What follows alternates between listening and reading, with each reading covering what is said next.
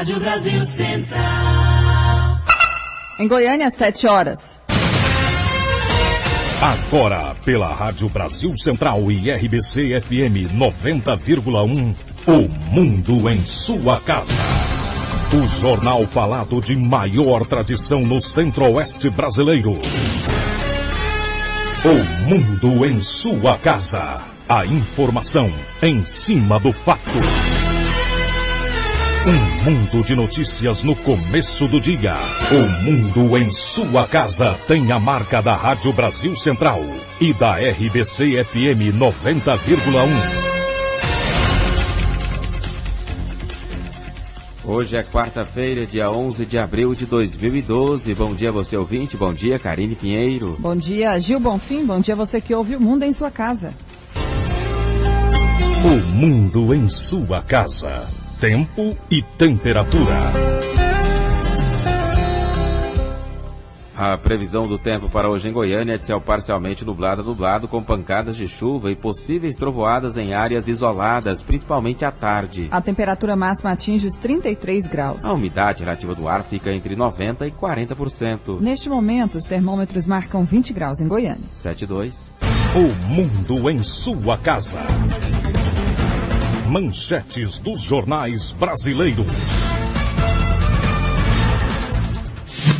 O Globo, Congresso, enfim, vai criar CPI para Cachoeira e Demóstenes. Folha de São Paulo, Lula incentiva e Congresso anuncia CPI do Cachoeira. Estado de São Paulo, acordo no Congresso vai permitir CPI do Cachoeira. Correio Brasiliense, Senado e Câmara vão criar CPI do Cachoeira. Valor econômico, bancos conseguem aliviar o efeito dos compulsórios.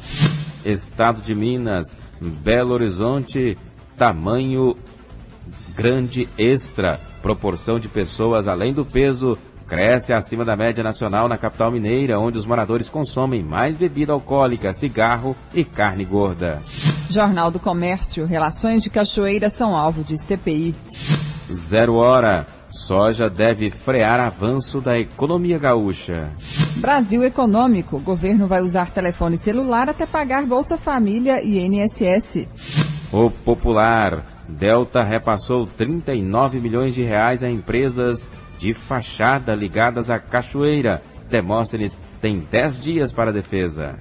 Diário da Manhã, país acima do peso, quase metade dos adultos na capital tem excesso de peso. 7,3.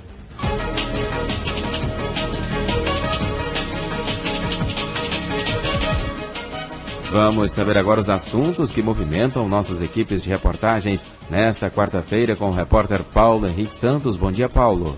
Bom dia, Gil. Bom dia, Karine. Bom dia a todos. Olha, o vice-governador José Ellington entrega daqui a pouco na Praça Cívica 10 veículos, modelo daqueles minivan, para a Agência Goiana de Defesa Agropecuária, Agrodefesa. Esses veículos que vão ser utilizados como escritório móvel de fiscalização nas regionais da agência do interior do estado. A aquisição dos veículos é consequência de um convênio firmado entre o Estado de Goiás e o Ministério da Agricultura, Pecuária e Abastecimento. E a Secretaria de Saúde, por meio do Comitê Estadual contra a Dengue, lança a campanha de certificação de edifícios livres de dengue. A campanha pretende vistoriar 300 prédios públicos pertencentes ao Estado e à Prefeitura de Goiânia. Serão 3 vistorias realizadas no mês de abril, setembro e novembro desse ano. Se não for encontrado nenhum foco do mosquito Aedes aegypti, o edifício vai ganhar o certificado de livre de dengue. E a Secretaria de Gestão e Planejamento promove o primeiro Fórum Estadual de Secretários Municipais de Planejamento e Administração. O evento visa debater temas de planejamento e gestão pública, trocar experiências de sucesso e compartilhar instrumentos de modernização em prol dos municípios goianos. A abertura é às 9 horas da manhã no Hotel Umuarama. E o prefeito de Goiânia, Paulo Garcia, o secretário de Saúde, Elias Arce, acompanhado de auxiliares, vão fazer hoje um tour por algumas das unidades de saúde. Começando pela Unidade de Atenção à Saúde da Família, do Residencial Vides de França, e depois segue para o Centro de Atenção Psicossocial no Jardim Novo Mundo, e em seguida nas obras da Maternidade Dona Iris, na Vila Redenção. Então é isso, esses são os nossos destaques de hoje. Obrigado, Paulo Henrique Santos, e você confere detalhes desses assuntos ao longo da programação e também amanhã, aqui mesmo no Mundo em Sua Casa. Agora são 7h05. O Mundo em Sua Casa. A política em Goiás. Líder do governo na Assembleia Legislativa pede esforço dos deputados para votar matérias do Executivo. Durante a sessão de ontem à tarde, o líder do governo, o deputado Helder Valim do PSDB, articulou junto aos deputados e à mesa diretora para a realização de reuniões nas comissões visando acelerar a tramitação de matérias do Executivo. Hoje tramitam 31 matérias, dentre elas a proposta de reajuste de salários para servidores. 25 delas chegaram ontem e foram lidas durante a sessão. Na semana passada não houve sessão nem reunião das comissões técnicas. Helder Valim destaca os projetos. Projetos importantes, temos um projeto da database que dá aumento a todos os funcionários, são mais de 150 mil funcionários públicos, está paralisado aqui na casa, nós estamos realmente tendo uma dificuldade de quórum, tanto por deputados da base quanto deputados da oposição que não estão permanecendo aqui nas comissões. A sugestão é que nós pudéssemos um esforço coletivo, a bem do Estado de Goiás, votarmos alguns projetos aqui hoje nas comissões, votarmos alguns projetos, usarmos o tempo suficiente para as discussões parlamentares e trabalharmos aí até umas 8, 9 horas da noite, votando os projetos e requerimentos que estão paralisados aqui na casa. Nesse caso aí do aumento para os servidores, o atraso aqui é prejudicial, né? Olha, se nós não votarmos esse projeto essa semana, não vai mais uma vez entrar na folha de pagamento. Outro assunto da sessão de ontem foi a proposta de se criar uma CPI para investigar o envolvimento de autoridades, políticos e policiais com a contravenção. De um lado, as oposições buscam obter o número suficiente de assinaturas para conseguir apresentar a proposta da CPI. Falta apenas uma, mas a bancada de apoio ao governo também coleta assinaturas para uma outra CPI. Estou colhendo assinaturas, nós já temos, se não me engano, 10 ou 11 assinaturas. Vamos ver se aí no final da tarde, nos encaminhamentos do dia, eu consigo conversar com mais alguns deputados e ver se eu consigo atingir o número de 14 para que possa estar sendo apresentado, o mínimo de 14 para que possa ser apresentado o encaminhamento da CPI. E o que ela vai propor? Qual vai ser a proposta? São esses acontecimentos, essa Operação Monte Carlo, denúncias em relação a empresas que prestam serviço às prefeituras, ao governo do Estado. Pode englobar, inclusive, aquelas sugestões da CPI que a oposição também ameaça apresentar? O assunto é o mesmo. Na verdade, a Operação Monte Carlo é só uma. É a mesma operação. As empresas que estão envolvidas são as mesmas também. As pessoas que estão envolvidas são as mesmas também. Ontem chegou ao plenário da Assembleia a análise feita pela Comissão de Tributação, Finanças e Orçamento sobre as contas do governo de Alcides Rodrigues em 2010, com recomendação de rejeição. Hoje à tarde comparece essa mesma comissão o secretário da Fazenda, Simão Cirineu. Libório Santos, Sistema Brasil Central de Rádio. 7-8. Governador Marconi Perillo se reúne com auxiliares para cobrar mais foco nas prioridades do governo. A reunião aconteceu no Palácio das Esmeraldas e durou cerca de 1h30. Todos os principais auxiliares do governo estavam presentes. No final do encontro, falaram em nome do governador Marconi Perillo, o secretário de Gestão e Planejamento, José Pivec, e o secretário da Casa Civil, Vilmar Rocha. Eles disseram que o governador cobrou empenho e dedicação dos auxiliares. Vilmar Rocha destaca ainda que os secretários deverão escolher os projetos que estão no plano plurianual e que são considerados prioritários. Muitas vezes, do governo está havendo uma dispersão de projetos e de recursos. Então, o que nós vamos até o final do mês apresentar um plano para ter mais foco, para evitar a dispersão de recursos. Ou seja, vai definir os projetos prioritários nas mais definidas áreas, vai assegurar recursos para esses projetos prioritários para que tenha mais foco. Ou seja, é prioridade, porque senão tem muitos projetos, muitas ações, e isso às vezes dispersa e falta recurso. Não foram anunciadas mudanças na equipe, mas o secretário José Pivec disse que elas ainda podem acontecer. Ele externou que fará os ajustes necessários no governo para que ele possa continuar tendo um bom governo e que esse bom governo possa trazer desenvolvimento para Goiás. Então, ele disse, e externou no diagnóstico que ele fez aqui, ele apresentou uma pesquisa qualitativa e externou que as pessoas que estão tendo desempenho satisfatório, ele vai mudar, mas não externou quando nem forma que irá fazer. Outras mudanças na equipe devem acontecer em função das eleições municipais. O prazo de desincompatibilização para auxiliares que vão se candidatar para o cargo de prefeito vai até o dia 7 de junho. Paulo Henrique Santos, para o Sistema Brasil Central de Rádio. Agora são 7h10. Prazo para transferir título de eleitor termina no dia 9 de maio. Quem quiser transferir o título de município ou de zona eleitoral para votar nas eleições de 7 de outubro tem até o dia 9 de maio. O assessor de comunicação do Tribunal Regional Eleitoral de Goiás, Bruno Rocha, explica que após o dia 9 de maio, somente será atendido quem quiser tirar segunda via do título. O calendário eleitoral estabelece o dia 9 de maio como o último dia para a inscrição eleitoral e transferência do título. A pessoa que quer transferir de município ou até mesmo transferir dentro do próprio município, sua sessão eleitoral, ele tem esse prazo até o dia 9 de maio. Isso em todo o Brasil. Goiânia passou pelo processo do reclassamento biométrico, 91,5% dos eleitores recadastraram. Então, portanto, esses eleitores de Goiânia já estão quites e regularizados junto à Justiça Eleitoral. Esse prazo também é para os cartórios do interior, que o eleitor que quer transferir seu título, seu domicílio eleitoral e o eleitor que vai fazer também a inscrição, que é o primeiro título, ele tem até o dia 9 de maio para regularizar a sua situação. Depois do dia 9 de maio, aí a Justiça Eleitoral já não atende mais esses eleitores. Depois do dia 9 de maio, somente o eleitor que perdeu o título e que vai tirar uma segunda via. Bruno Rocha, assessor de comunicação do TRE de Goiás, explica as punições para quem tiver pendências com a Justiça Eleitoral. O eleitor, ele não votando, ele fica impedido de requerer sua aposentadoria, ele não pode fazer inscrições, matrículas em escolas de ensino público. Se ele for servidor público, ele pode ter o salário bloqueado. Ele incorre numa série de consequências negativas para a vida dele como cidadão. Eleitores que têm dificuldade de locomoção também podem escolher até o dia 9 de maio um local de fácil acesso para votar. Patrícia Almeida para o Sistema Brasil Central de Rádio. 7h12.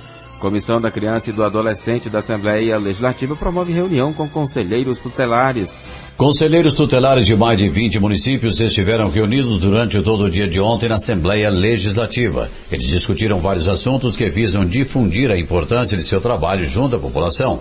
O deputado Carlos Antônio do PSC, presidente da comissão, diz qual o principal objetivo. Nós queremos desmistificar que o Conselho Tutelar tem uma imagem ruim perante a população. Entendemos que o Conselho Tutelar ele é um mecanismo importante em qualquer aplicação de política pública voltada para a criança e adolescente. Queremos mostrar à sociedade que o Conselho Tutelar é útil, que ele é importante e pressionar da sociedade para os governos a importância de haver investimento nesses conselhos. Agora, e a relação entre a importância do Conselho Tutelar, o que ele realmente pode fazer, o potencial e as condições que ele tem hoje para fazer isso? Mas já está melhorando bastante. Desde quando começamos no ano passado, realmente a situação era extremamente precária. Já conseguimos, junto a algumas prefeituras, o próprio governo do estado está propício a poder ajudar. O governo federal também já está voltando a sua atenção, então nós estamos preocupados em estruturar esses conselhos, mas também mostrar à sociedade que eles estão bastante motivados a trabalhar. Segundo Marli Trindade, conselheira tutelar de Guaraíta, o trabalho do Conselho Tutelar hoje é pouco conhecido e reconhecido. Não, na verdade, o trabalho ele é bom, mas a população ainda não tem reconhecimento do que é o trabalho do Conselho Tutelar. Agora, o que se pode fazer para que a população também colabore com o trabalho do Conselho Tutelar? Bom, primeiro a gente tem que reeducar a população, mostrando o que é o trabalho do Conselho Tutelar, para que serve. E a gente já tem planos para isso, fazendo uma conferência municipal. O objetivo das campanhas a serem realizadas é a mobilização da sociedade para as questões de violação aos direitos da criança e do adolescente. O presidente da comissão explicou que haverá 5 campanhas com temas diversos. O primeiro tema será sobre a valorização da imagem do Conselho Tutelar. A ação acontecerá de junho de 2012 a dezembro de 2013. Libório Santos, Sistema Brasil Central de Rádio. 7h14. PSD pode ficar sem acesso ao fundo partidário e tempos na TV. O presidente estadual do Partido Social Democrático, o deputado federal Vilmar Rocha, disse que está tranquilo quanto ao posicionamento do Procurador-Geral da República, Roberto Gugel, que deu parecer contrário à divisão do tempo de TV e acesso ao fundo partidário ao PSD. Rocha diz que essa é uma decisão que cabe apenas ao Tribunal Superior Eleitoral. Essa decisão foi apenas um parecer do procurador, que ainda vai ser submetido ao TSE. Quem vai decidir é o Tribunal Superior Eleitoral. A Procuradoria da República também deu parecer contra o registro do partido e ele foi registrado. Mas ele disse que a decisão sobre a candidatura própria em Goiânia depende de parecer favorável do TSE. Nós estamos na expectativa que até o final do mês esse assunto é julgado no TSE. E depois de julgado, esse é um dado importante, não é o único, para a gente definir a candidatura aqui em Goiânia. O PSD tem 2 pré-candidatos à Prefeitura de Goiânia, o deputado federal Armando Vergílio e o deputado estadual Francisco Vale Júnior. Paulo Henrique Santos, para o Sistema Brasil Central de Rádio. 7h15. O mundo em sua casa. Política Nacional. O presidente do Senado, José Sarney, e o presidente da Câmara, Marco Maia, fecharam um acordo para abrir uma CPI sobre as relações de parlamentares com o bicheiro Carlinhos Cachoeira. A abertura da comissão parlamentar de inquérito ainda depende da coleta de assinaturas. Ontem, o Conselho de Ética do Senado decidiu investigar o senador Demóstenes Torres pelo envolvimento com Cachoeira. O advogado de Demóstenes protocolou no Supremo Tribunal Federal um pedido para anular a validade das gravações de diálogos entre o senador e Carlinhos Cachoeira, acusado de comandar um esquema de jogo ilegal. O advogado argumenta que as escutas deveriam ter sido autorizadas previamente pelo STF, já que o senador possui foro privilegiado. Demóstenes é suspeito de ter usado o mandato para beneficiar o contraventor. E o Senado, enfim, definiu um nome para a presidência do Conselho de Ética. Será o senador Antônio Carlos Valadares, do PSB. O posto caberia ao PMDB, que tem a maior bancada na casa, mas desde setembro nenhum parlamentar do partido aceita a tarefa de comandar processos que podem levar à cassação de colegas. Valadares foi empossado interinamente e de imediato acatou o pedido do PSOL para investigar Demóstenes Torres, o principal político atingido pelas gravações da Polícia Federal. E o ministro da Secretaria-Geral da Presidência da República, Gilberto Carvalho, disse não temer que as denúncias envolvendo o grupo do bicheiro Carlinhos Cachoeira atinjam o Palácio do Planalto. A afirmação se refere à suposta relação do assessor da ministra Ideli Salvati das Relações Institucionais, o goiano Olavo Noleto, com um ex-vereador suspeito de integrar o grupo de Cachoeira. Segundo reportagem do jornal O Globo, o relatório da Polícia Federal sobre a Operação Monte Carlo, que resultou na prisão de Cachoeira, mostra registro de um contato telefônico entre o servidor e Vladimir Garcês, então presidente da Câmara Municipal de Goiânia. Garcês é apontado pela Polícia Federal como o número 2 na hierarquia do grupo do bicheiro. Olavo Noleto é subchefe de assuntos federativos das relações institucionais, pasta comandada por Ideli Salvati. O ministro contou que se reuniu com Noleto antes da publicação das denúncias para ouvir explicações. O servidor negou conhecer Cachoeira e disse que o único contato feito com Vladimir Garcês teria ocorrido em 2010. A conversa seria sobre um possível apoio do senador Demóstenes Torres à campanha da então candidata à presidência Dilma Rousseff. O ministro disse ainda que não vê razão para temer possível abertura de uma CPI para investigar o caso. O deputado petista Rubens Ottoni também é citado no relatório da Polícia Federal. 7/18. O chefe de gabinete do governador do Distrito Federal, Agnello Queiroz, do PT, decidiu na noite de ontem deixar o cargo. Citado na Operação Monte Carlo da Polícia Federal, Cláudio Monteiro disse que tomou a decisão para não expor o governo do DF. Monteiro afirmou ainda que caberá ao governador definir se será apenas um afastamento temporário ou uma exoneração do cargo. Ele disse também que vai se afastar do comando da Secretaria Executiva do governo do DF, que cuida da Copa do Mundo em Brasília. Monteiro informou que abrirá seus sigilos fiscais e bancários. A decisão dele foi tomada depois de o Jornal Nacional da Rede Globo revelar na última quinta-feira gravações da Operação Monte Carlo, em que duas pessoas discutem um suposto pagamento de propina a Cláudio Monteiro, relacionado a contratos do governo do Distrito Federal. O presidente da Câmara dos Deputados, Marco Maia, afirmou que a votação do Código Florestal será no próximo dia 24. Como o assunto é polêmico, a análise só deve ser concluída no dia 25. A votação do Código ainda em abril foi uma exigência da bancada ruralista para aprovação da Lei Geral da Copa, aprovada na Câmara no fim do mês passado. A votação no plenário da Câmara é o último trâmite do texto no Congresso. Depois ele segue para a sanção presidencial. E a Câmara dos Deputados aprovou em segundo turno por 406 votos a 1 uma proposta de emenda à Constituição que cria a carreira de procurador municipal. O texto segue agora para votação no Senado. Agora são 7h19. O mundo em sua casa. Um mundo de notícias no começo do dia.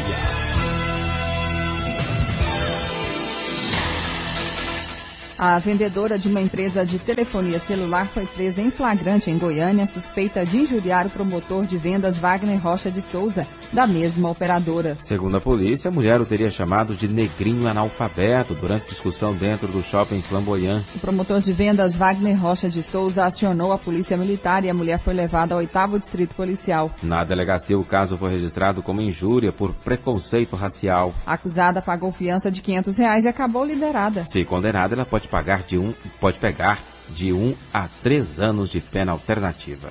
7h20. Governador Marconi Perillo participa de inauguração do Fórum Trabalhista em Goiânia. Depois de 4 anos em obra, o prédio foi inaugurado com a presença de várias autoridades da Justiça Trabalhista e do governador Marconi Perillo. foram investidos 69 milhões e 400 mil reais na construção do novo fórum, que já abriga 13 varas com capacidade para atender 2.000 pessoas por dia. O presidente do Tribunal Regional do Trabalho, Mário Bottazo, falou da importância do novo edifício para os servidores. Significa uma justiça que atende melhor todos os trabalhadores que aqui trabalham. Os trabalhadores daqui da casa, os juízes e servidores. Significa uma justiça que atende melhor os trabalhadores que nos procuram, os trabalhadores a quem nós servimos. Então, isso não vai implicar mais celeridade, embora, de uma certa forma, isso é até possível, até faz sentido dizer isso, porque nós teremos a oportunidade de acomodar mais varas do trabalho em Goiânia. Na oportunidade, foi realizado o lançamento da campanha de prevenção de acidentes do trabalho, feito pelo ministro do TST, João Oreste Dallazen. Há uma preocupação muito grande da Justiça do Trabalho com o aumento exponencial no número de acidentes de trabalho no Brasil. Esse número duplicou se nós confrontarmos 2001 com 2010, números oficiais. Por isso, a Justiça do Trabalho está preocupada na redução do número de acidentes de trabalho.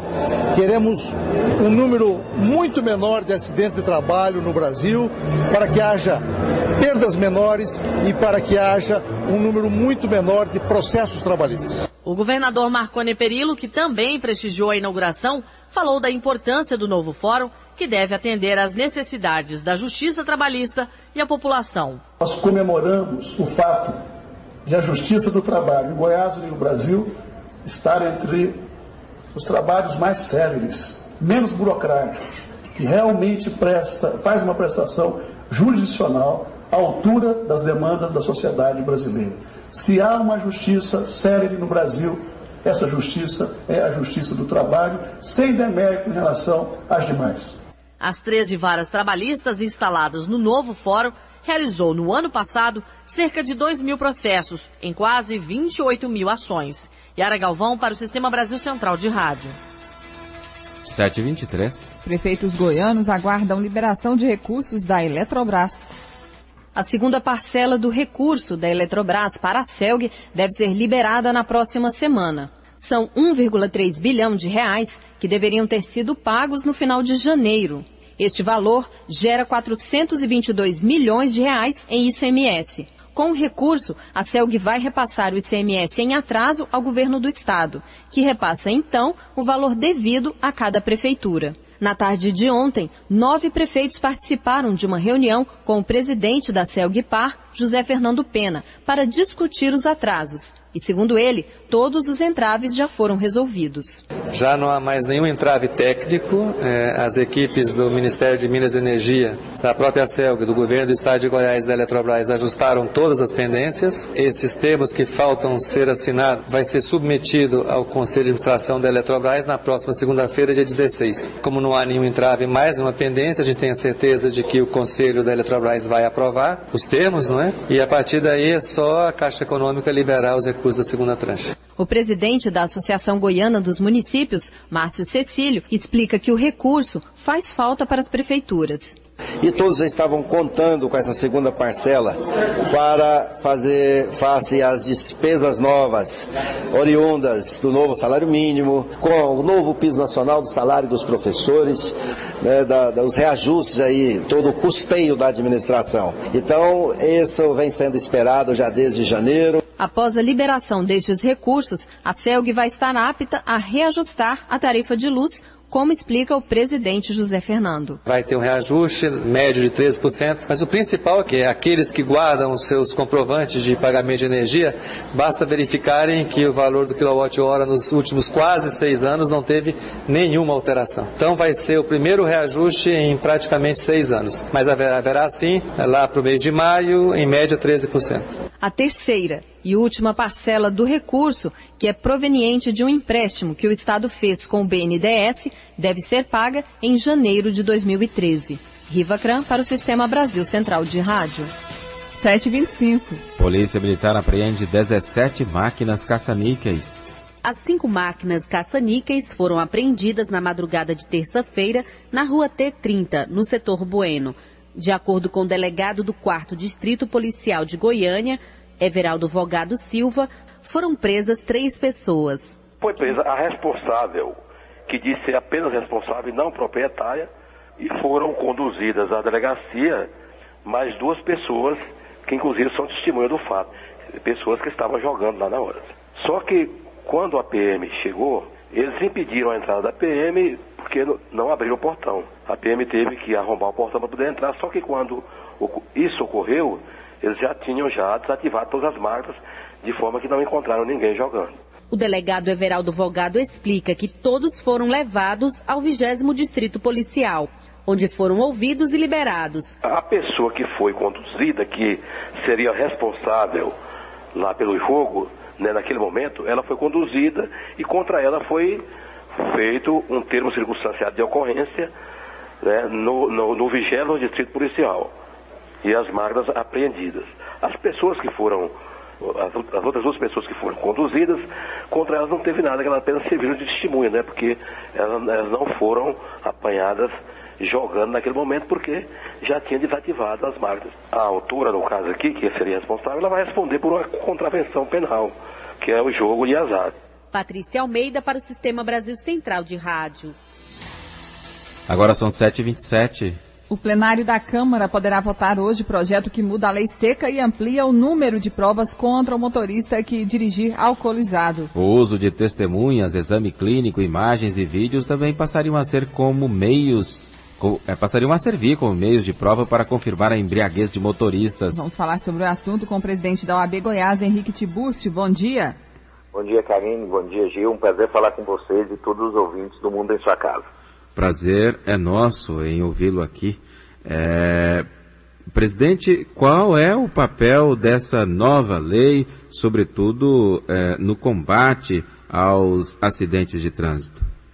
Olha, vai ser uma importante ferramenta para se poder permitir a criminalização da direção da condução de veículos por alguém que esteja embriagado. O fato é que a lei atual, que está em vigor, ela quis ser rígida demais e estabeleceu o limite de quantidade de álcool no sangue para se estabelecer embriaguez e a forma como isso deveria ser provado, que é através do bafômetro, ou um exame médico, um exame de sangue.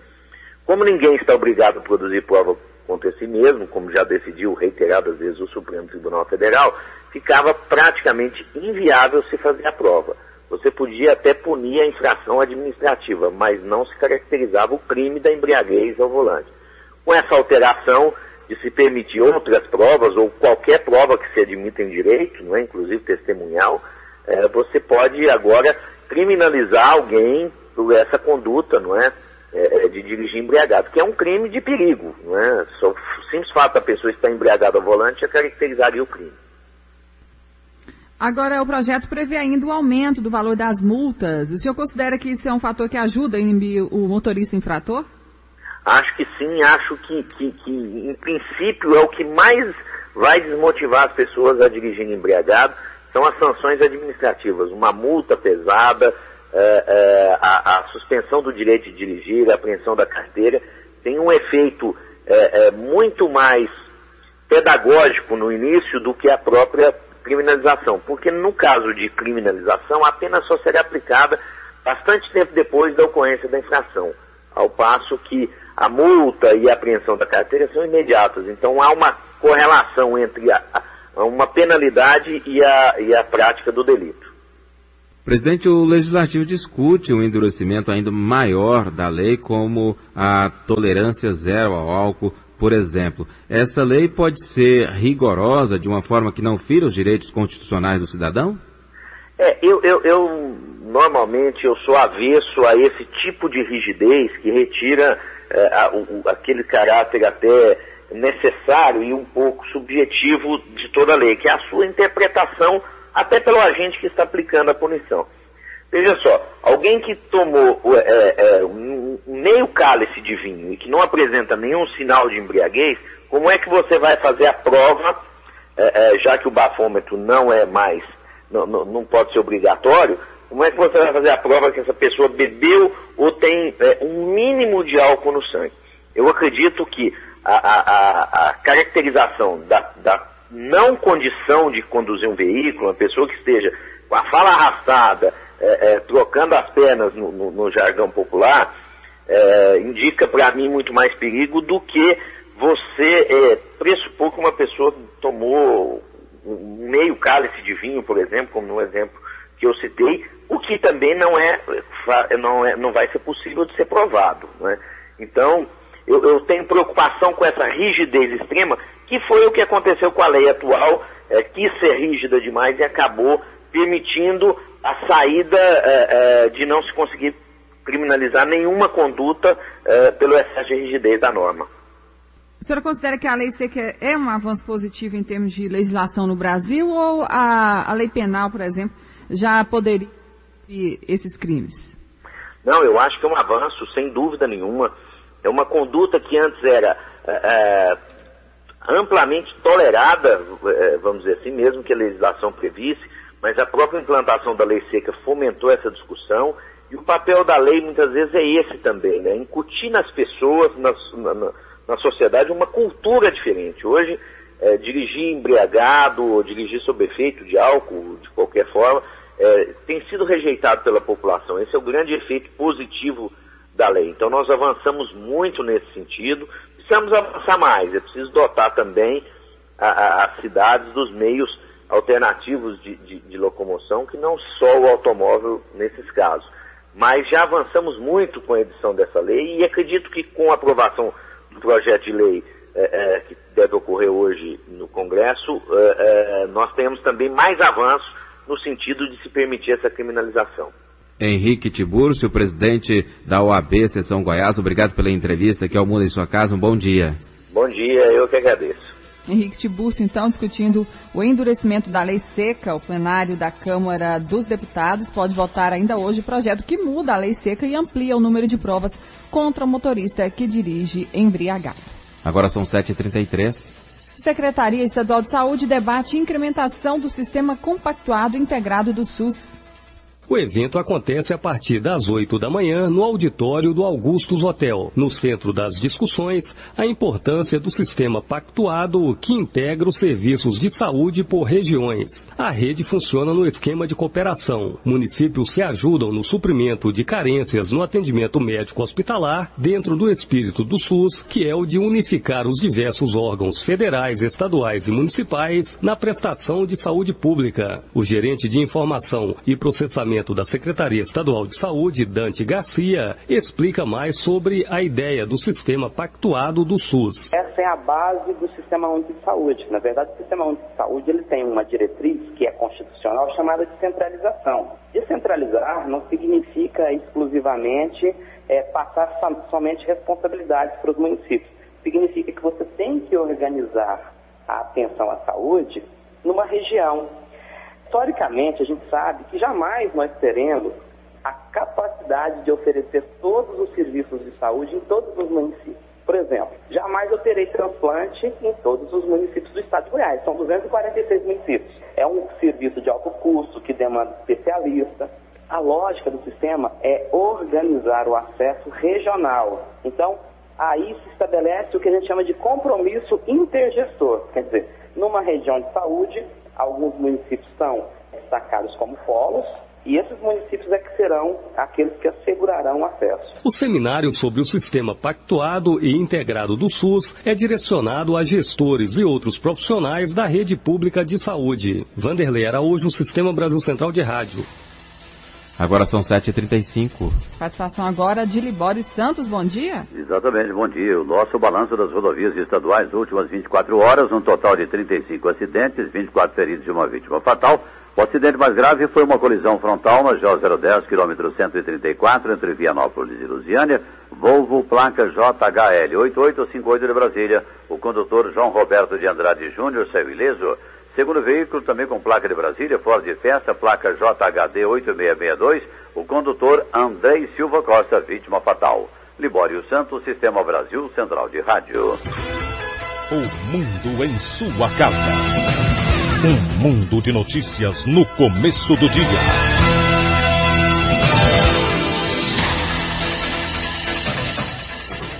Projeto da Controladoria do Estado quer reduzir números de registros sem nome do pai. Corregedoria Geral de Justiça de Goiás inaugura sala Pai Presente no Fórum de Goiânia, no setor oeste. O objetivo do projeto é diminuir o número de crianças e adolescentes que não possuem o nome do pai na certidão de nascimento. O juiz auxiliar da Corregedoria, Carlos Magno Rocha, fala deste resgate de cidadania, de autoestima, além do grande número de registros sem paternidade. A importância fundamental é um resgate da cidadania, da autoestima de várias crianças, adolescentes e adultos que ainda, embora registrados, eles não têm o nome do pai no registro de nascimento. Nós já estamos aqui numa reunião com a Secretaria Municipal de Educação. Só em Goiânia, na rede pública e particular de Goiânia, esse número chega a quase 36 mil crianças e adolescentes nessa situação. E em Goiás, esse número chega a 156 mil.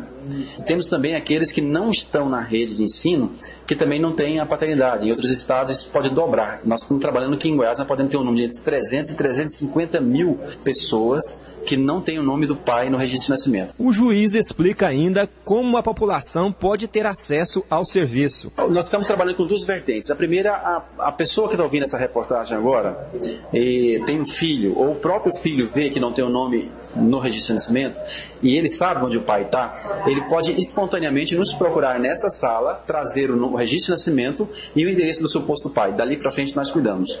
Nós vamos intimar o pai para uma audiência com um psicólogo aqui nessa sala, vamos propor para ele o reconhecimento espontâneo da paternidade, e se ele não fizer, nós vamos propor para ele o exame de DNA. Para quem tem interesse, Pai Presente fica no 11º andar, sala 1105, no Fórum de Goiânia, no setor oeste. Wilton Vieira, para o Sistema Brasil Central de Rádio.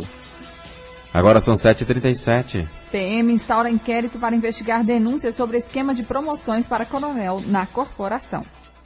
A denúncia foi feita pelo deputado estadual Major Júnior Alves de Araújo. O coronel Edson Costa de Araújo, comandante-geral da Polícia Militar, falou sobre o objetivo desse inquérito. Pelo menos são duas denúncias graves que foram trazidas a público pelo deputado Araújo. Uma referente ao processo de promoção. Ele afirma que houve um processo de corrupção, o quantitativo e o processo formal, ele ocorreu dentro da legalidade. Mas o deputado traz a informação de que houve um processo de corrupção, de compra de promoções. Nós instauramos um inquérito para apurar especificamente esse fato. Coronel Araújo também esclareceu que acusações como essas devem ser provadas. Olha, nós precisamos de provas materiais, provas testemunhais. Nós temos visto o trabalho da Polícia Federal, que traz provas concretas, provas materiais, fruto de escutas autorizadas pela Justiça, que constituem prova material de que existe um crime. Então, qualquer fato que nós vamos apurar dentro do processo democrático, do Estado de Direito, é preciso que nós construamos os fatos através de provas testemunhais ou materiais, para que nós possamos consolidar uma sentença, seja na administração, seja no judiciário. O deputado estadual Major Júnior Araújo, autor das denúncias, será ouvido hoje pelo promotor de justiça Fernando Krebs. Lorena Borges para o Sistema Brasil Central de Rádio. 7h39. Polícia Federal apreende 2 toneladas de maconha que seria distribuída na região metropolitana de Goiânia.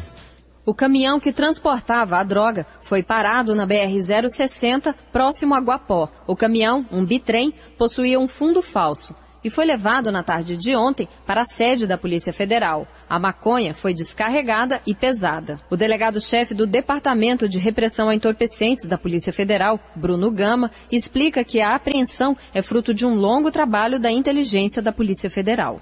O Serviço de Inteligência da Polícia Federal dava conta de um grande carregamento chegando na região metropolitana de Goiânia, oriundo do estado do Mato Grosso do Sul. Começamos a fazer a diligência e foi montada então uma barreira no posto da PRF na BR-060, próximo ao município de Guapó, e quando foi identificado essa carreta oriunda do Mato Grosso do Sul, vindo para Goiânia, foi feita a abordagem. O motorista inicialmente alegou que não tinha nada, mas fazendo uma busca melhor no caminhão, foi identificado o fundo falso nas duas partes da carreta, contendo grande quantidade de entorpecente. O motorista, identificado como ACP, de 51 anos, é do interior de São Paulo e receberia R$25 mil para realizar o transporte. E a droga seria comercializada na região metropolitana da capital. O delegado fala sobre o destino do motorista e dos entorpecentes. A droga agora vai ficar no depósito da Polícia Federal, aguardando a autorização da Justiça para incinerar. O motorista, após a lavratura flagrante, vai ser encaminhado para a CPP, porque ele alega que não tem também nenhum antecedente. Riva Cram para o Sistema Brasil Central de Rádio. 7h41. PM inicia a Operação Flanelinha para coibir a ação de pessoas que usam o espaço público para atividade econômica. Policiais da 9ª Companhia Independente de Polícia Militar realizaram ontem no CEPAL do Jardim América a Operação Flanelinha. O comandante da operação, capitão Frederico Giovanni Nunes, explicou qual é o objetivo dessa ação. Foi desencadeada pela Polícia Militar com o Comando do Policiamento da Capital para visar coibir a ação dessas pessoas que ficam utilizando o espaço público para atividade econômica. Tá? Então eles ficam, às vezes, até coibindo o cidadão a estacionar o veículo e pagar por estacionar no espaço público. Então está visando a orientação e a retirada desses flanelinhas dos locais de atuação deles. Capitão Nunes também esclareceu como foi a atuação da Polícia Militar durante a operação. Isso, a gente está fazendo a abordagem, fazendo a consulta dos antecedentes criminais. Em casos em vários casos a gente chega até a achar pessoas com mandado de prisão em aberto e essas pessoas são encaminhadas para a delegacia de captura para fazer o cumprimento desse mandado. Tá? Então a gente faz essa análise, essa checagem. As pessoas que não têm a documentação, a gente são encaminhadas para fazer essa identificação.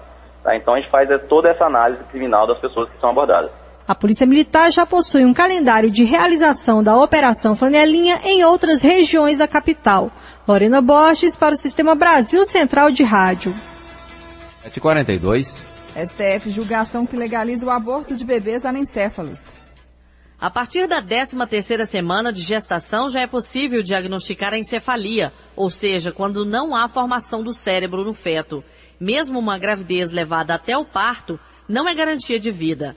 O aborto legalizado é defendido, na maior parte, pela classe médica, justamente pela preservação da vida da mãe, que corre risco numa gravidez nessa situação, como explica o obstetra Valdemar Naves do Amaral. A ciência entende que não há benefício com a gravidez, porque já que ele não vai sobreviver, a mãe não vai ter esse filho, né, em casa. Então, nesse caso, passa a ter uma gravidez que pode trazer algum risco para a mãe e não tem benefício nenhum para o feto. A legalização do aborto para casos de gravidez de anencéfalos esbarra em discussões de ética médica, mas principalmente religiosa, que em vários casos se opõe à interrupção da gravidez. O presidente da Comissão de Direito Constitucional da OAB Goiás, Otávio Forte, explica sobre o impasse. Caberá ao Supremo ficar restrito ao plano jurídico, à questão analisada sob o prisma jurídico, uma vez que a nossa Constituição Federal determina que o nosso Estado é laico, ou seja, que o nosso Estado não pode, o judiciário não pode se fundamentar em argumentos religiosos, mas sim em argumentos jurídicos. Yara Galvão para o Sistema Brasil Central de Rádio. 7h44. E a seguir você confere as notícias do esporte com José Calazans. O mundo em sua casa. O transporte clandestino é crime que dá cadeia, apreensão do veículo e multa. Para quem usa, a pena tem sido ainda mais pesada: a morte. Os veículos usados no transporte clandestino são irregulares. Além de velhos e não vistoriados, muitas vezes o condutor não possui habilitação. O risco de sofrer um acidente e morrer no caminho é muito maior do que você imagina. Denuncie 0800 704 3200. Agência Goiana de Regulação e Governo de Goiás. O mundo em sua casa tem a marca da Rádio Brasil Central e da RBC FM 90,1.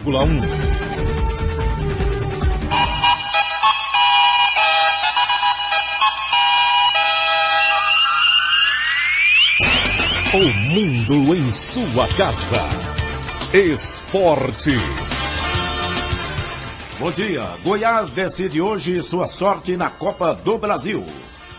O Goiás deve ter o retorno de 7 titulares para o jogo desta noite, às 10 horas, no Serra Dourada, contra o América Mineiro, pela segunda fase da Copa do Brasil. Jogo de volta em Belo Horizonte, semana passada, em Sete Lagoas, 0-0. O Goiás tem que ganhar para chegar à próxima fase e enfrentar possivelmente o Atlético Mineiro.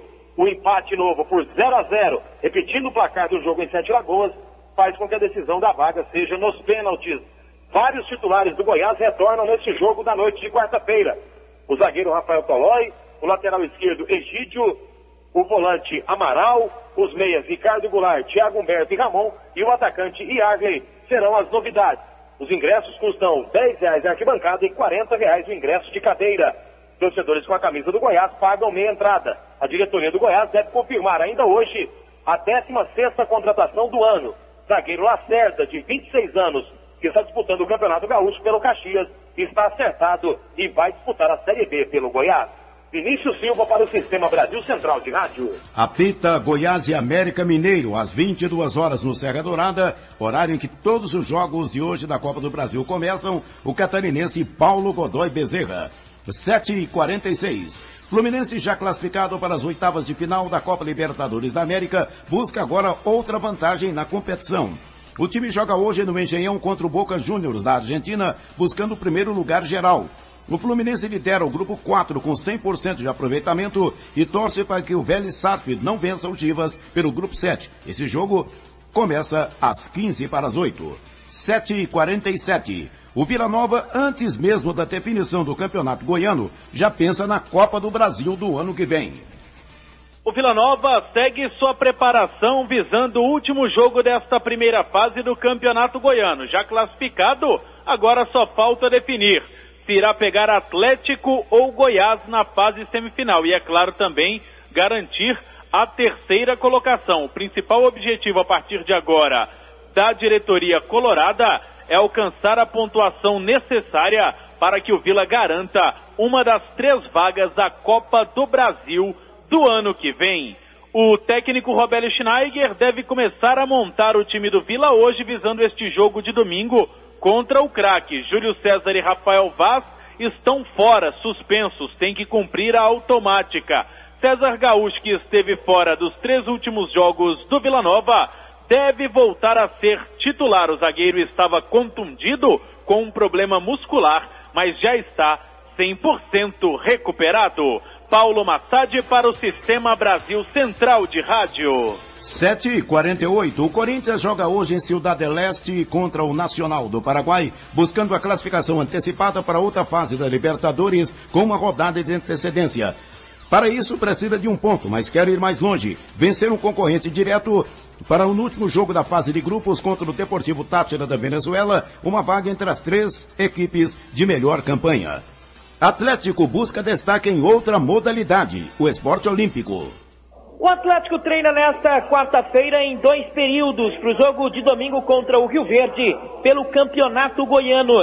Aliás, a diretoria do Atlético espera anunciar ainda esse mês o lançamento do novo uniforme do Atlético, já pensando na estreia dia 20 de maio contra o Cruzeiro em Uberlândia pelo Campeonato Brasileiro da Série A. O Atlético que está tentando parcerias para ter esportes olímpicos, como é o caso de natação, vôlei e basquete. Isso tudo já visando as Olimpíadas de 2016, já que o Atlético está selecionado para ser uma das sedes para algum treinamento de alguma seleção. Eric Maravilha para o Sistema Brasil Central de Rádio. A próxima etapa do Mundial de Fórmula 1 acontece em Xangai neste domingo, mas a categoria começou a desembarcar na China com a cabeça no fim de semana que vem no Bahrein.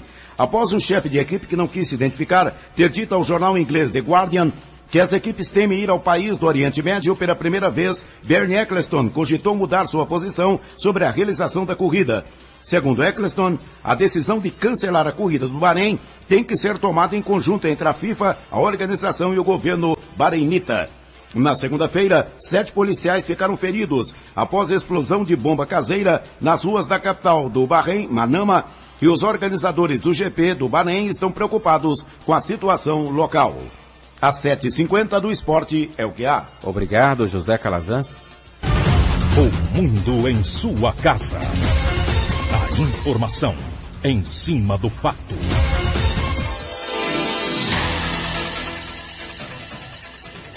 Durante a inauguração do novo Fórum Trabalhista, localizado na Avenida T1, no setor Bueno, um dos vidros acabou estourando durante o vendaval de ontem à tarde. O prédio ficou parcialmente alagado e o horário da inauguração teve que ser adiado. No Jardim Primavera, na rua CP11, o Corpo de Bombeiros foi acionado para atender a uma ocorrência onde um prédio de 2 andares caiu. Segundo a corporação, não houve vítimas. A tempestade provocou ainda a queda de várias árvores na capital. Segundo a Agência Municipal de Trânsito, na rua 15, no setor oeste, uma árvore caiu e derrubou os fios da rede de energia do local. Também houve quedas no cruzamento da Avenida T2 com a T8 no setor Bueno e na Avenida T8 com a Castelo Branco. Na rua 255, no setor Coimbra, uma árvore de grande porte caiu em cima de um carro. Em outra ocorrência, na rua 270A, também no setor Coimbra, uma árvore atingiu uma residência e quebrou parte do muro, parede e telhado do imóvel.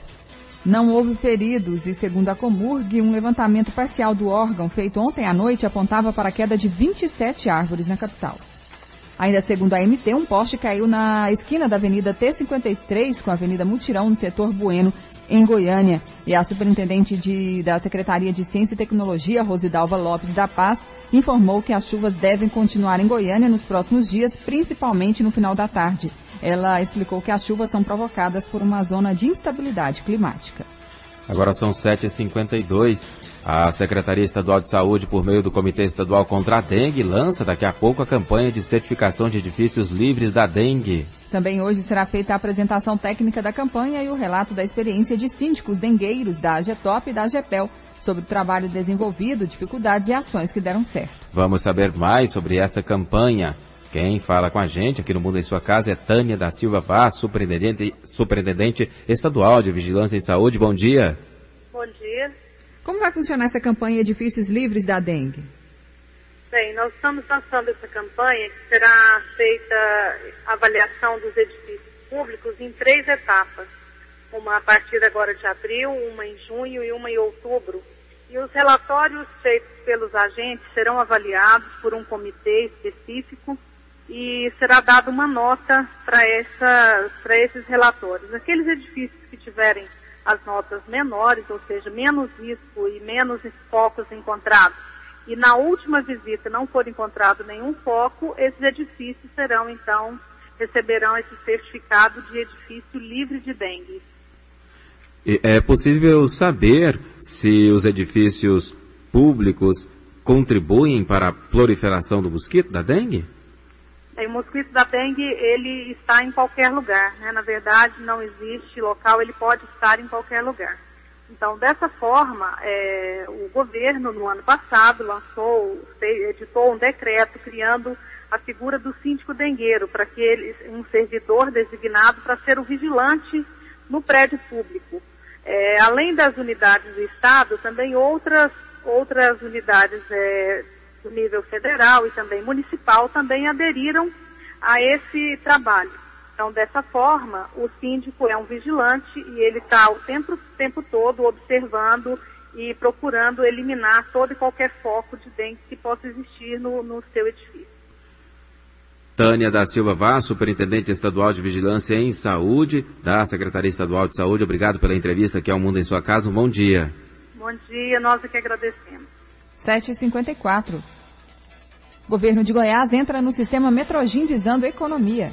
O governo de Goiás já está integrado na Metrogin, a rede de fibra ótica de altíssima velocidade, que tornará os serviços públicos mais eficientes e permitirá economia de recursos com contratos de transmissão de dados. A entrada do Estado no sistema foi anunciada pelo governador Marconi Perillo em solenidade no auditório Mauro Borges do Palácio Pedro Ludovico. A entrada do governo de Goiás na Metrogin é coordenada pela Secretaria de Ciência e Tecnologia, SECTEC, no intercâmbio com o Comitê Gestor, administrado pela Universidade Federal de Goiás. A SECTEC investiu R$ 976 mil na implantação do sistema. Segundo o secretário de Ciência e Tecnologia, Mauro Fayad, a integração do Estado à Metrogin é uma demonstração de que o governo está determinado a promover uma gestão pública eficiente. Vanderlei Araújo, Sistema Brasil Central de Rádio.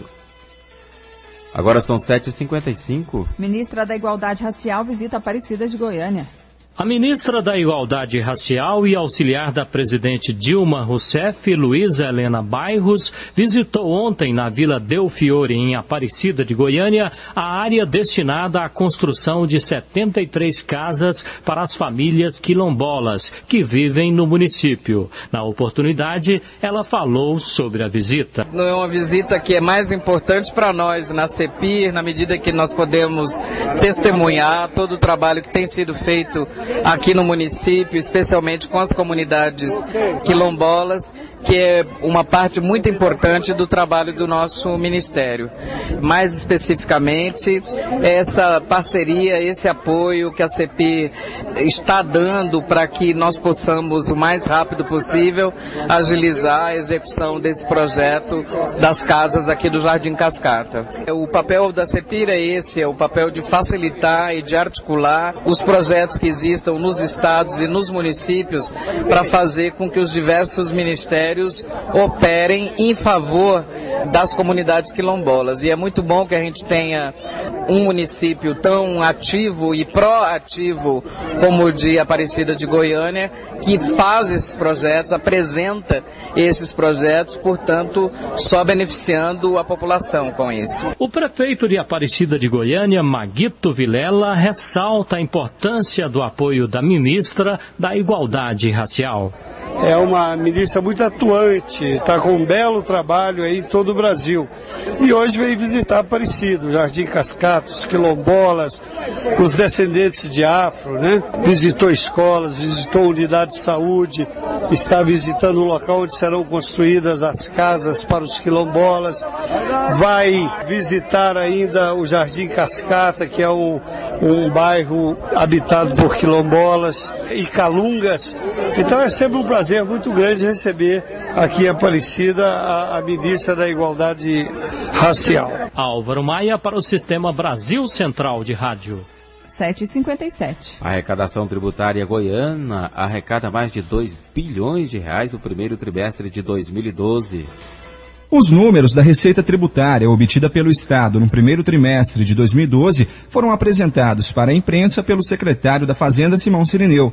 Entre janeiro e março desse ano, foram arrecadados 2 bilhões 465 milhões de reais em tributos como ICMS, IPVA, ITCD e outros impostos. O número é 6,31% menor que no mesmo período de 2011. O secretário explica os motivos da queda. Ano passado nós tínhamos uma base inflada de arrecadação em função dos programas que nós colocamos, como o programa de recuperação de créditos, a mudança de calendário, de data de calendário para pagamento dos impostos, que proporcionaram um crescimento da receita naquele ano de 413 milhões a mais. Então, se nós tirarmos essa base, nós verificamos que a receita aqui é declinante em 6,3% hoje, ela poderia ser maior de 11,1%. No balanço, o secretário disse também que o Estado continua operando no vermelho, mas que em 2012 o governo terá condições de fazer novos investimentos. Elas estão ainda no vermelho, mas nós temos recursos para investir, né? Nós temos pelo menos 1 bilhão de recursos para investir. Claro que são decorrentes de alguns de operação de créditos, outras do fundo de transporte, mas o importante é que o Estado possa investir. Os números completos podem ser acessados no site www.goias.go.gov.br. Paulo Henrique Santos para o Sistema Brasil Central de Rádio. Agora são 7h59. Pesquisa divulgada pelo Ministério da Saúde revela que quase metade da população brasileira está acima do peso. De acordo com o estudo, o percentual passou de 42,7% em 2006 para 48% em 2011. No mesmo período, a proporção de obesos subiu de 11% para 15,8%. Segundo o ministro da Saúde, Alexandre Padilha, um dos fatores do aumento do excesso de peso e da obesidade no Brasil é o consumo de alimentos gordurosos. 7h59, Noticiário Internacional. A presidente Dilma Rousseff assinou convênios para ampliar o número de bolsas de estudo para estudantes brasileiros nos Estados Unidos. O Instituto de Tecnologia de Massachusetts, MIT, anunciou um convênio com o Instituto Tecnológico da Aeronáutica, o ITA, de São Paulo, para a criação de um centro de inovação. O ministro da Educação, Aloysio Mercadante, anunciou que, como parte do crescente vínculo entre Estados Unidos e Brasil, o MIT abrirá um escritório aqui no país. Em Goiânia, 8 horas e termina mais uma edição do Mundo em Sua Casa, que teve a apresentação de Karine Pinheiro e Gil Bonfim. Redação e edição, Adam Mendes, Antônio Correia, Marcelo Cabral e Wendel Franco. Direção de estúdio, Luzeni Gomes. Chefes de reportagens, Ione Chagas e Almir Costa. Operação de áudio, Otair José. Central técnica, Frederico Pita e Thaís Oliveira. Gerência do sistema de rádio, Suede Barbosa. Direção de tele, rádio difusão, Abadia Lima. O Mundo em Sua Casa volta amanhã às 7 da manhã. Obrigado pela sua audiência e até lá. Bom dia, Karine. Bom dia, até amanhã. Este foi, pela Rádio Brasil Central e RBC FM 90,1, O Mundo em Sua Casa. O jornal falado de maior tradição no Centro-Oeste brasileiro. O Mundo em Sua Casa. A informação em cima do fato. Um mundo de notícias no começo do dia. O Mundo em Sua Casa voltará sempre com a marca da Rádio Brasil Central e da RBC FM 90,1.